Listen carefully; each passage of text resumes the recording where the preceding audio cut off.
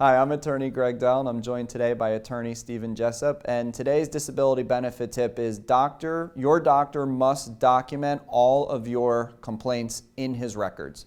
And Stephen, that may seem like common sense that, oh, of course, if I tell my doctor, it's going to be in the records. But explain how often you see claims that are specifically denied because the complaints just aren't in the records. It happens all the time. And I think a large part of that is the automation of medical records, where the doctor opens up, he's making adjustments, and old information still may be in a new note, where you don't have complaints of back pain, or you're only a 5 out of 10, things like that. And even like we've seen where, when they go through the general exam portion of it, that can be inconsistent with what they type into it.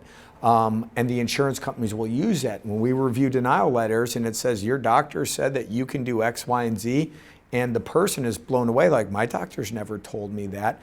So it's very important that you are conveying what's going on with your medical records, what's going on with you, and it's in your medical records. And even if you have concerns, obtaining it and seeing what's being reported, if there needs to be corrections made, have those corrections made.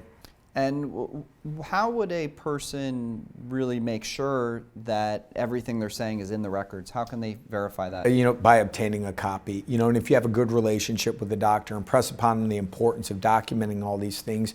And there are situations too that, if you have a pain condition, you keep a journal, maybe ask the doctor to attach it to your record so it's in the file.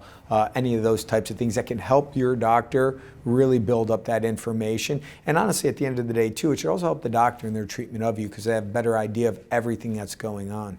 We always say when we tell our claimants and people watching these videos so that they can be in the best position to really keep their benefits going is that if you don't have a complaint in your medical records or some kind of limitation that you're having, it doesn't exist because your claim's only as good as how it looks on paper.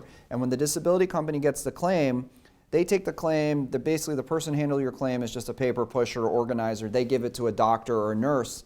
The doctor or nurse is only going to go by what's in there. So if you don't have that in your records, then it doesn't exist. It doesn't matter. You can speak all you want and feel it and think it and live it. But if your doctor's not a good historian of writing down records, then it's not going to be good for the claim. So if you want to put yourself in the best position, have an open line of communications with your doctor, don't let your doctor rush you. Make sure your doctor is putting everything in there.